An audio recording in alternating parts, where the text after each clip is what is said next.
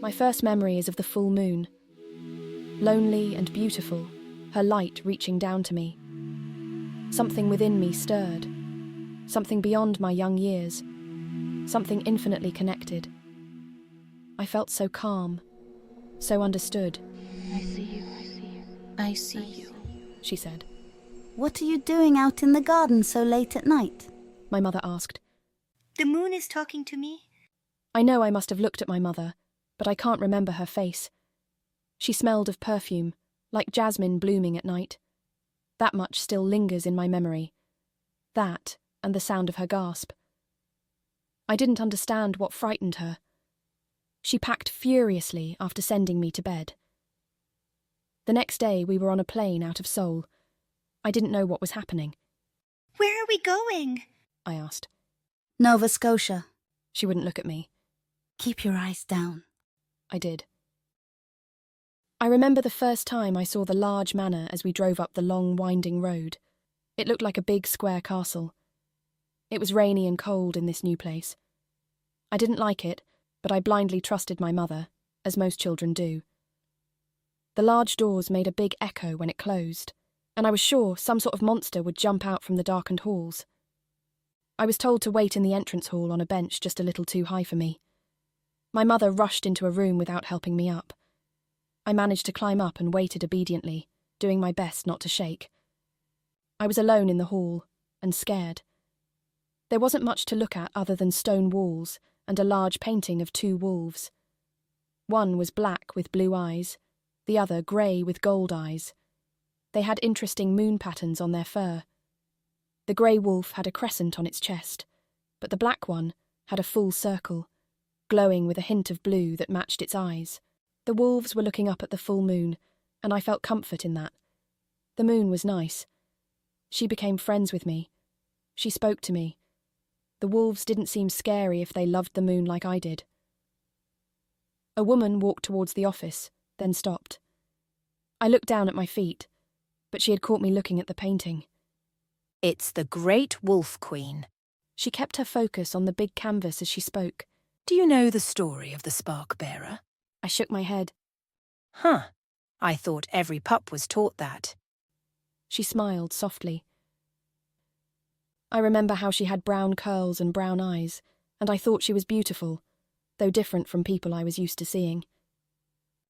She told me the story of the painting, keeping her eyes on the art piece. You see the moon on their chest? Only the Spark Bearer and her mate, the Protector, will ever have a moon gift over their heart. And only the Spark Bearer will have a full moon gift. As she spoke, I noticed something magical.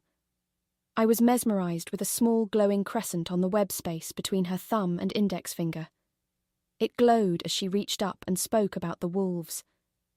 I stared at it and was even more surprised when it faded. She's one special wolf. Why? Do you believe in monsters? The woman said as she touched the black wolf. I shivered, and a little squeak made its way past my shut mouth. She chuckled.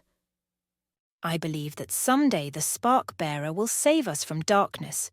When she does, she will let us hear the moon goddess. Feeling excited, I said, I hear the moon.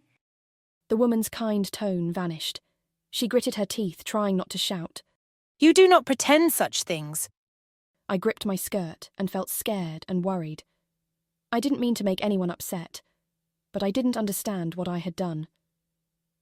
This is sacred, understand? The woman turned sternly to me.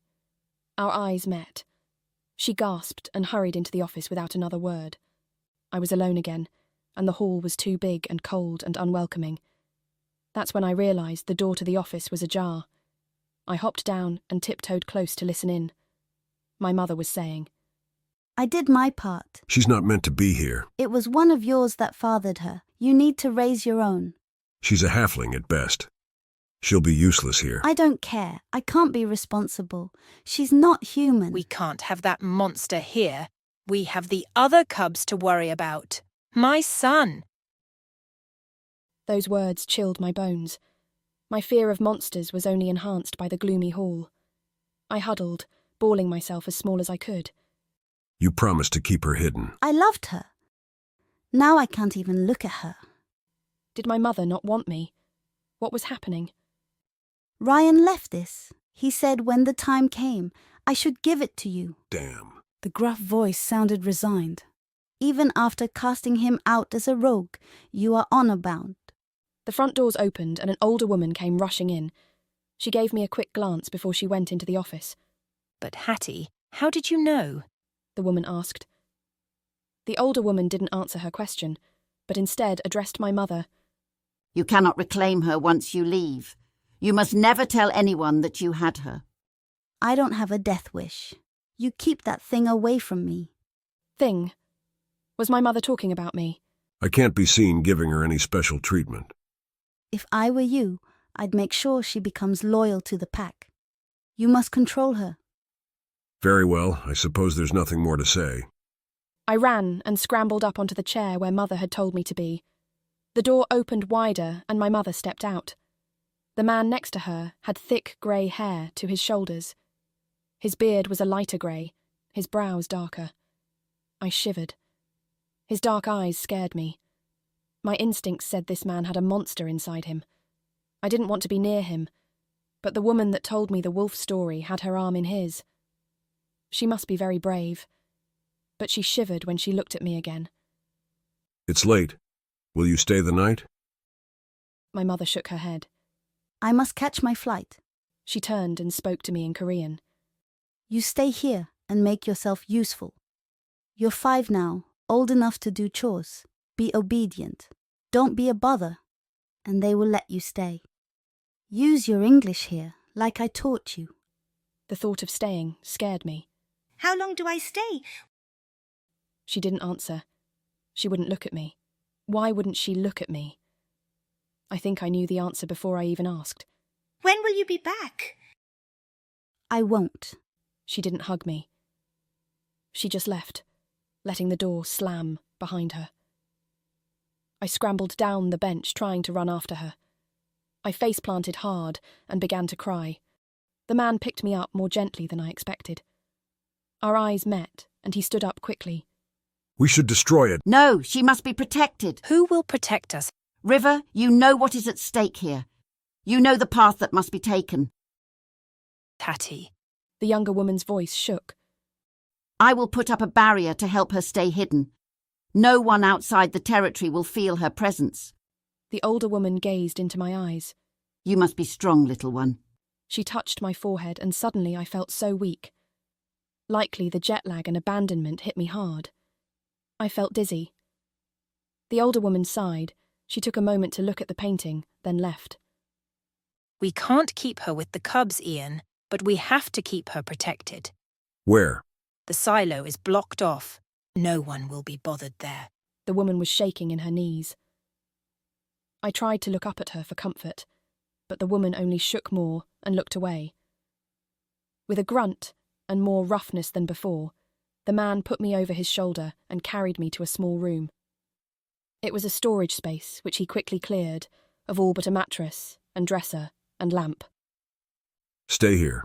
The door slammed shut. I cried and cried.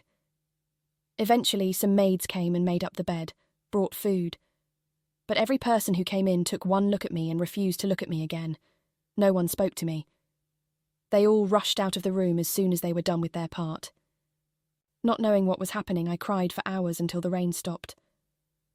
Moonlight poured through the window that was high up.